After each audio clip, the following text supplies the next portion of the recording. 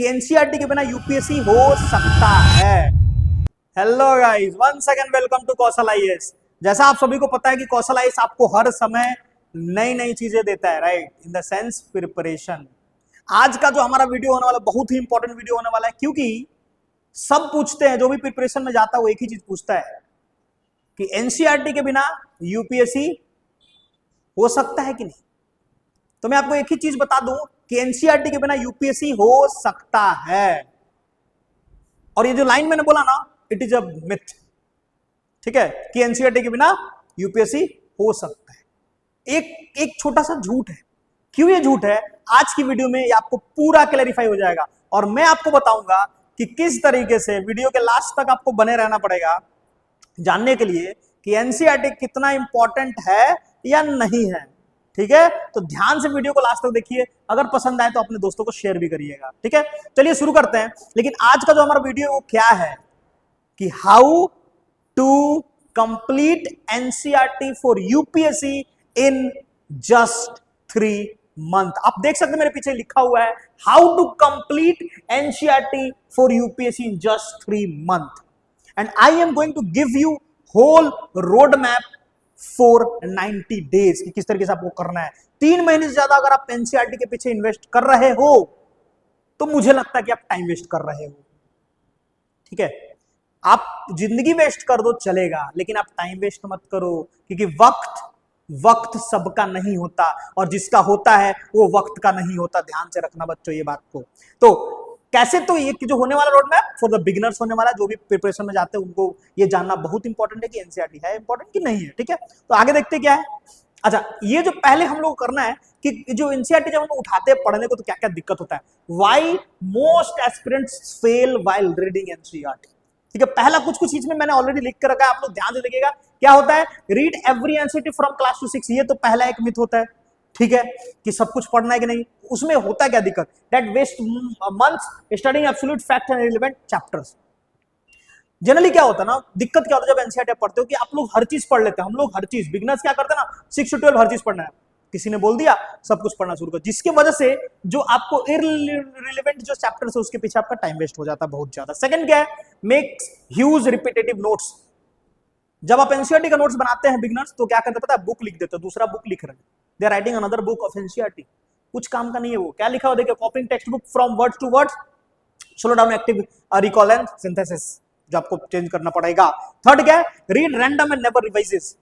NCERT का और एक प्रॉब्लम क्या है कि हम लोग क्या करते हैं, उसको बुक जैसे होता है ना उठा के पढ़ लेते हैं, उसको रिवाइज नहीं करते, जिसकी वजह से बेस हमारा नहीं बन पाता है। तो ये सब सारी चीजें प्रॉब्लम है कि किस तरीके से हम लोग को करना पड़ेगा। So you have to shift your mindset towards reading NCERT और building a foundation from NCERT. ये दो चीज होता है, रीडिंग एनसीईआरटी और building a foundation. Building a foundation जब आप करते हो, मतलब जब आप फाउंडेशन बना रहे हो तो आप क्या करते हो, आप बस उस चैप्टर का पार्ट को पढ़ते हो जो इंपॉर्टेंट आपको लगता है कि ये यूपीएससी पर्सपेक्टिव बहुत इंपॉर्टेंट है। और वो कब आपको पता चलेगा, जब आपको पता होगा आपका यूपीएससी का होल सिलेबस। बच्चों ध्यान रखना है गाइस, ठीक है। एक चीज और, ये सब मिस्टेक्स था जो एस्पिरेंट करते हैं व्हाइल रीडिंग एनसीईआरटी। आगे देखते क्या होता है, ठीक है। Next is, can you finish 3 month. अगर हम लोग चाहें तो क्या 3 महीने में कर सकते हैं कि नहीं। सबको आके उठा के बोल देते हैं यूट्यूब के ऊपर कि हाँ कंप्लीट कर सकते हैं। Yes, I am also telling you, but I am going to give you पूरा होल 90 डेज ब्लूप्रिंट, किस तरीके से आपको करना है। Yes, you can complete NCERT in just 3 month, but with a proper plan. Planning क्या है, कुछ इस अकॉर्डिंगली रफली प्लानिंग होगा। 3 to 4 hour of dedicated daily slots of study of NCERT, ठीक है। Second, smart selection of target text book, कौन कौन सा बुक पढ़ना वो दूसरा चीज होगा। And third, weekly structure revision, बस दैट्स इट, ओवर। ये तीनों चीज अगर आप प्लानिंग में रखते हो, आपका आराम से सब कुछ एनसीईआरटी 3 महीने में खत्म भी हो जाएगा और आपको जितना फैक्ट्स डाटा याद रखना हो आपके दिमाग में बस भी जाएगा। देखिए एक लास्ट में हमने फॉर्मूला लिखा, क्या फॉर्मूला, स्मार्ट बुक सिलेक्शन जो ये था, डेली कंसिस्टेंसी जो पढ़ना है, और रिवीजन, मतलब दिस एंड दिस। अगर तीनों चीज आप ऐड करते हो, 1 2 3 तीनों चीज ऐड करते हो तो आपका स्ट्रॉन्ग फाउंडेशन बन जाता है, जिसके बाद आपका जो आगे जो आप बुक पढ़ोगे स्टैंडर्ड बुक, आपको इजी हो जाएगा, ठीक है। नेक्स्ट देखते हैं। ओके, सो कौन कौन सा, पहले तो हम लोग जान लेते हैं कि कौन कौन सा एनसीईआरटी आपको पढ़ना इंपॉर्टेंट है।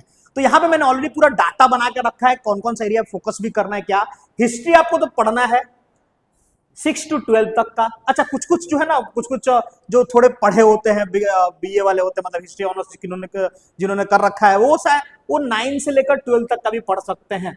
बट आप अगर 6 से 12 तक पढ़ते हो तो that is going to make your whole focus foundation, जो पूरा क्लियर फाउंडेशन करेगा। और एक घर खड़ा करने के लिए उसका फाउंडेशन बहुत इंपॉर्टेंट होता है, ठीक है। तो 6 to 12 आप पढ़ोगे, जिसमें आपको बच्चे के तरीके समझाएंगे ना वो लोग, क्या हुआ था, कौन सा बैटल किसके बाद हुआ था। और एक चीज बताएं, प्री में कुछ कुछ क्वेश्चन डायरेक्टली एनसीईआरटी से आता है, तो इंपॉर्टेंट तो है, ठीक है। नेक्स्ट, ज्योग्राफी के लिए 6 to 12 अनदर, ज्योग्राफी के लिए तो आई गेस 6 to 12 पूरा होल यूपीएससी मेंस के लिए भी इंपॉर्टेंट हो जाता है, ठीक है। Then polity 9 to 12, economics 9 to 12, lastly science and environment के लिए 6 to 12 आप पढ़ सकते हो। लेकिन बायोलॉजी का जो चैप्टर 11 और क्लास 12 का बहुत इंपॉर्टेंट हो जाता है, साइंस और टेक का जो बात करें, और हम लोग एनवायरमेंट का बात करें तो ये बेसिक एनसीईआरटी जो आपको फोकस रख के करना, एकदम उंगली पे काउंट कर सकते हैं। History, geography, polity, economics, science, tech और environment. History, geography, polity, economics, history, geography, polity, economics, खत्म। तो ये बेसिक। अच्छा, जो हिस्ट्री में आपको क्रोनोलॉजी समझना है, सोशियो इकोनॉमिक कॉन्टेक्स्ट के ऊपर फोकस करना और कल्चर के ऊपर फोकस करना है। अच्छा, ज्योग्राफी के ऊपर आपको मेन ये इंपॉर्टेंट मैप इंटीग्रेशन आपको एनसीईआरटी में ही समझ लेना है, क्योंकि मैपिंग पार्ट बहुत इंपॉर्टेंट हो जाता है जब जीएस 1 का हम लोग बात करते हैं। ज्योग्राफी की जब हम लोग बात करते हैं तो कुछ कुछ बच्चों को मैप नहीं याद होता, बाद में स्टैंडर्ड बुक समझने में दिक्कत होने लगता है। Next is your Indian constitution and work, prelims critical होता है वो, क्लास 11 की जो एनसीईआरटी होती है, क्लास 11 की एनसीईआरटी ऑफ पॉलिटी बहुत इंपॉर्टेंट होता है, वहां से डायरेक्ट क्वेश्चन आता है प्रीलिम्स में, तो एनसीईआरटी सम इंपॉर्टेंट हो गया। नेक्स्ट, माइक्रो इकोनॉमिक्स और नेशनल इकोनॉमिक स्ट्रक्चर आपको समझ में आ जाता है, इकोनॉमिक्स का आप एनसीईआरटी पढ़ते हो तो। लास्ट, बेसिक साइंटिफिक फैक्ट्स और टर्म्स पढ़ना एनवायरमेंट का और इकोलॉजी का, जब आप एनसीईआरटी साइंस और एनवायरमेंट का पढ़ते हो तो, ठीक है। आगे देखते हैं। अच्छा, ये देखो कैसे अब हम लोग क्या कर रहे हैं, हम लोग एक माइंड मैप बना रहे हैं पूरा, कि किस किस फेज में आपको कितना कितना क्या पढ़ना है और किस किस वीक में आपको क्या पढ़ना है। अगर आप चाहते हो तो आप वीडियो को पॉज करके इस चीज को लिख सकते हो, ठीक है। ध्यान से देखो, पहले तो हिस्ट्री ज्योग्राफी वीक 1 में पढ़ना। आपको करना क्या है, क्लास 6 से लेकर क्लास 8 तक का basic timeline and foundation landform याद करना है। क्लास 6 से 8 तक का ना जो आपका जो हिस्ट्री है बहुत इजी है, बच्चों वाला हिस्ट्री है, तो आप एक बार में याद करते चले जाओगे। एक वीक में उतना ही करना है, क्लास हिस्ट्री और ज्योग्राफी दोनों सब्जेक्ट, बिकॉज आप 3 घंटे पढ़ रहे हो तो एनफ है वो। दूसरे वीक में फिर से हिस्ट्री और ज्योग्राफी क्लास 9 10 पे हम लोग चले जाएंगे, थोड़ा सा हाई लेवल पे हम लोग चले जाते हैं, ठीक है। नेक्स्ट चैप्टर थर्ड वीक में जनरल साइंस क्लास 6 से 8 तक, ठीक है, बेसिक चीज हम लोग पढ़ने वाले हैं। और वीक 4 में देखें तो साइंस एंड पॉलिटी नया चीज इसमें आ गया 4th वीक में, that is your class 9 10 basic biology and democratic institution of polity. तो आपने ज्योग्राफी पढ़ लिया, आपने हिस्ट्री पढ़ लिया, आपने पॉलिटी पढ़ लिया, आपने साइंस पढ़ लिया, ये हो गया एक month. 35% of NCERT will be finish by that time, 1 month 4 week. Next is your coming to the 5th week. 5th week में आपको क्या पढ़ना है, इकोनॉमिक पढ़ना है, स्टार्ट कर देना है बेसिक इकोनॉमिक क्लास 9 और 10 वाली। फिर 6th वीक में इकोनॉमिक और ज्योग्राफी, ज्योग्राफी आपने ऑलरेडी पढ़ लिया था, यहाँ पे आप क्या करोगे, उसको डालोगे इकोनॉमिक्स के साथ, तो फिजिकल ज्योग्राफी आप पढ़ोगे, रिवीजन भी होगा, आप पढ़ोगे भी, मैपिंग स्टार्ट कर दोगे आप। नेक्स्ट 7th वीक में इंडियन पॉलिटी 11 और 12 वाली, ठीक है। आपने इकोनॉमिक पढ़ लिया, आपने पॉलिटी पढ़ लिया, आपने हिस्ट्री पढ़ लिया, आपने ज्योग्राफी पढ़ लिया, और लास्ट में 4th वीक में हिस्ट्री का रिवीजन करना है, क्योंकि जब आप इतना पढ़े रहोगे तो हिस्ट्री कहीं वैनिश होते चला जाएगा माइंड से, उसको रिवाइज कर लो सेकंड मंथ के एंड में। तो ये हो गया 2 मंथ। 2 मंथ में आपका 70% ऑफ टारगेट सिलेबस खत्म हो जाएगा, अगर आप इस वे में पढ़ते हो तो। क्योंकि एक वीक में 2 बुक पढ़ना is very easy, very easy. जब अपने पढ़ते थे, अपने तो 2 महीने में खत्म कर दिए थे एनसीईआरटी, ठीक है। नेक्स्ट, उसके बाद last month, it is a very critical month और बहुत इंपॉर्टेंट मंथ, ध्यान रखना बच्चों। क्या एनवायरमेंट इसमें आपको पढ़ना है, क्योंकि इसमें ज्यादा कुछ नहीं पढ़ना है आपको, क्लास 12 का एनवायरमेंट चैप्टर्स पढ़ना है, और थोड़ा सा हिस्ट्री से आर्ट एंड कल्चर आपको पढ़ लेना, ठीक है। Next, full revision 10th week में फुल रिवीजन होगा सारा, history geography economic polity, history geography economic polity, ठीक है, full revision. Next, PYQ solve करना है। जब आप एनसीईआरटी का पीवाईक्यू सॉल्व करोगे ना, आपको आंसर जब आने लगेगा ना, तो माइंडसेट क्लियर करता है कि बहुत आपका अच्छा प्रिपरेशन चल रहा है। और लास्ट में फाइनल रन में आपको पता चल जाएगा आफ्टर 12 वीक कि आप क्या करोगे, नेक्स्ट स्विच करोगे स्टैंडर्ड बुक की तरफ। तो this is the road map, एक वीक में क्या क्या आपको करना है, ठीक है। नेक्स्ट, पहले तो आपको डेली रूटीन अगर मैं आपको बताऊं किस तरीके से आपको सेट करना है एनसीईआरटी पढ़ने के लिए, क्योंकि जनरली क्या होता है ना, जब एनसीईआरटी आप पढ़ना शुरू करते हो ना, तो आपके दिमाग में एक माइंडसेट में एक चीज आता है ना, बच्चों वाली बुक मैं क्यों पढ़ूं, बच्चों का तो बुक है 6 7 का, क्यों मैं पढ़ूं, मैं तो यूपीएससी का प्रिपरेशन कर रहा हूं, मैं तो आईएएस बनने वाला, मैं बच्चों का बुक क्यों पढ़ूं। लेकिन इसके पहले मैंने जस्ट बताया क्यों इंपॉर्टेंट होता है। डेली अगर रूटीन की बात करूं तो मॉर्निंग में 2 घंटा आप आराम से, उसको 3 घंटा 4 घंटा का टारगेट करना है एक दिन में। 2 घंटा आपने मॉर्निंग में उठते उठते पढ़ लिया आराम से फ्रेश होने के बाद, तो आपको पूरा कॉन्सेप्ट एकदम कोर माइंड में, एकदम फ्रेश माइंड में याद हो जाएगा। सेकंड, 1 घंटा दोपहर के टाइम में क्विक रिवीजन, जो आप पढ़े हो सुबह में उसको रिवीजन करना है, ठीक है। अच्छा, शाम के टाइम आप क्या करोगे, रिवीजन के बाद मस्त एकदम शाम के टाइम पीवाईक्यू कर लो कि जो आप पढ़े हो आपको याद है कि नहीं, रात के टाइम में एक रिकैप रात के टाइम, बस दैट्स इट, ओवर, उतना ही करना है। सुबह पढ़े, दोपहर में क्या किए हम लोग, क्विक रिवीजन किए, तीसरा थर्ड में हम लोग क्या किए, हम लोग क्वेश्चन सॉल्व किया, और फोर्थ में रिपीट कि हम लोग सही करने के लिए आगे, ठीक है। एक दिन का ये टारगेट होना चाहिए, total 4 to 5 hour of study daily. Next, अच्छा, हाउ टू रीड एनसीईआरटी। पहले आपको क्या करना, पहला रीडिंग में आपको करना क्या है, हमने सारा एनसीईआरटी देख लिया, हमने टाइम मैप वीक वाइज समझ लिया कौन कौन सा पढ़ना है, हमने ये भी देख लिया कि एक दिन में कितना पढ़ा, बट पढ़ना किस चीज से, कैसे। फर्स्ट रीड में आपको क्या करना है, read like a story book, एकदम एकदम सिंपल तरीके से स्टोरी बुक पढ़ना है। Focus on understanding core logical flows, notes नहीं बनाने अभी आपको फर्स्ट रीडिंग में। फर्स्ट रीडिंग में कभी नोट्स मत बताओ, क्योंकि आपको पता ही नहीं चला क्या इंपॉर्टेंट नहीं है, फिर आप क्या करोगे, पूरे बुक को आप नया बुक छाप दोगे। इसीलिए फर्स्ट रीडिंग में नोट नहीं बनाया जाता है, एक फर्स्ट रीडिंग में स्टोरी बुक की तरीके से उसको पढ़ते चले जाओ। सेकंड रीडिंग में आपको क्या करना, अब थोड़ा सा स्लो डाउन में पढ़ेंगे, दैट मींस अब आपके पास एक हाइलाइटर होना चाहिए, और आप क्या करोगे, कुछ जो इंपॉर्टेंट हो रहा है, जैसे कुछ किसी का नाम इंपॉर्टेंट है, किसी का डेट इंपॉर्टेंट है, उसको मार्क कर दो। तो फर्स्ट रीडिंग से स्टोरी समझना है, सेकंड रीडिंग से स्टोरी का इंपॉर्टेंट चीज समझना है, एंड लास्ट में थर्ड रीडिंग में quickly using highlighted lines to lock your memory, मतलब कि जो लास्ट रीडिंग में जो आप यहाँ पे हाईलाइट किए हो उसको वापस रिपीट करना है, खत्म। First reading story, second highlights करेंगे इंपॉर्टेंट, और थर्ड में उसको वापस से रीड कर लेंगे, काम खत्म। इसी तरीके से आपको एनसीईआरटी पढ़ना है। ओके, अगर हम लोग देखें सब्जेक्ट वाइज स्ट्रेटेजी, तो हिस्ट्री का क्या स्ट्रेटेजी होना चाहिए, अंडरस्टैंड द क्रोनोलॉजी इवोल्यूशन, किसके बाद क्या हुआ, कौन सा स्टोरी किस स्टोरी के साथ रिलेट हो रहा है, ठीक है। Next, historical causes and regional effects, कहां पे क्या हुआ, कैसे हुआ। जैसे एग्जांपल में अगर हम लोग कुछ बैटल्स पढ़ रहे हैं, तो उस बैटल का उस एरिया से क्या रिलेशन था, ये सब सारा चीज आपको रिलेट करना पड़ेगा। वो अगर मान लो हम लोग 1700 में पढ़ रहे हैं, तो उसको 1600 में कैसे रिलेट करना है, ठीक है। किसी के फादर के साथ किसी का सन का क्या रिलेशन था, मतलब किस तरीके से रिलेशन था, वो याद करना है। सब सारी चीज आपको रिलेट करनी है हिस्ट्री में। ज्योग्राफी का बात करें, map integration is very important. Map से अगर आप ज्योग्राफी नहीं समझ पा रहे हो, तो आपका प्रिपरेशन सही तरीके से नहीं चल रहा है। Geography is all about map, I could tell you.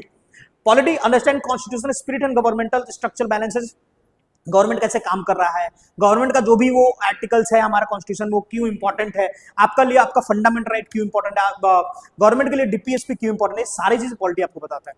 Last में economics, focus on micro concept that is bypasses heavy mathematical formula. You don't have to do any kind of practical question from economics, होता है but आपको नहीं करना है, आपको बस समझना है माइक्रो कॉन्सेप्ट क्या होता है, ठीक है। इंडियन इकोनॉमिक आपको थोड़ा पढ़ना है, आपको इकोनॉमिक्स के बारे में पढ़ना है, जैसे फॉर एग्जांपल हमारा जो फॉर्म्स ऑफ मार्केट हम लोग पढ़ते थे वो पढ़ना है आपको, ऐसे करके सारी चीजें पढ़नी है, ठीक है। जो हमारे जो ग्रुप्स थे, जो कंट्रीज के ग्रुप थे, G7 G11, ये सब चीज आपको पढ़ लेना, इकोनॉमिक्स में आपको मिल जाता है, ठीक है। This was the subject wise strategy. Next is your biggest mistake to avoid, क्या क्या चीज आपको नहीं करना है अब उस तरह उस एनसीईआरटी को पढ़ने में। पहला, रिपीटेड लाइन रीडिंग नहीं करना आपको एनसीईआरटी में, बार बार एक ही चीज को रिपीट नहीं पढ़ना, एक बार पढ़ लिया that's it, over. Second, you don't have to make another book, you don't have to compile a notes of NCERT with another 500 pages notebook.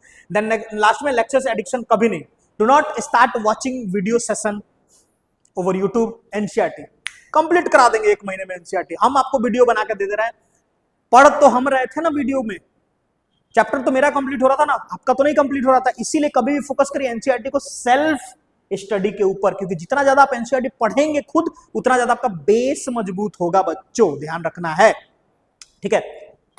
Next is your revision strategy, क्या होना चाहिए, फर्स्ट रिवीजन आपको 7 days होना चाहिए, 7 दिन के अंदर जो पढ़े हैं संडे को रिवीजन कर लेते हैं फटाफट। सेकंड, 30 दिन के अंदर, मतलब जो पढ़े थे 7 डेज में रिवीजन, उसको 30 डेज के अंदर। और लास्टली, बिफोर स्टैंडर्ड बुक जाने से पहले आपको एक फास्ट क्विक रिवीजन हो जाना चाहिए। 3 बार रिवीजन आप कर ले तो एक चैप्टर को, और 2-3 बार पढ़ चुके आपको फर्स्ट सेकंड थर्ड रीडिंग में, आपको सारा कॉन्सेप्ट क्लियर हो जाएगा, और कुछ चीज आप रिलेट कर पाओगे स्टैंडर्ड बुक के साथ, ठीक है। And this is that is a transition to standard book. अब हो गया आपका एनसीईआरटी का पीरियड खत्म 3 महीने का, अब आप स्विच कर सकते हो स्टैंडर्ड बुक की तरफ, क्योंकि जब आप एम लक्ष्मीकांत का पॉलिटी बुक पढ़ने जाओगे, तो आपका एनसीईआरटी जो पढ़े हो 11th क्लास का, उसके साथ आप रिलेट करोगे, तो आपका और ज्यादा कॉन्सेप्ट क्लियर होता चला जाएगा, क्योंकि इसमें स्टोरी समझाया था, और इसमें डायरेक्टली फैक्ट्स दे दिया है। फैक्ट्स और स्टोरी जब रिलेट करते हो, तो एक अच्छा आंसर भी बनता है, और एक अच्छा कॉन्सेप्ट भी क्लियर हो जाता है, ठीक है। तो ये सब कुछ स्टैंडर्ड बुक हमने रखा था, क्योंकि आपको जाना भी तो है ना बड़े जगह पे। लास्टली, हाउ टू कंप्लीट एक जर्नी देखा जाए, तो एनसीईआरटी पहले फिनिश करिए, फेज 1 में, सेकंड स्ट्रक्चर रिवीजन करना है आपको, थर्ड में पीवाईक्यू सॉल्व करना था और फोर्थ में स्टैंडर्ड बुक के साथ खत्म करना था होल यूपीएससी प्रिपरेशन।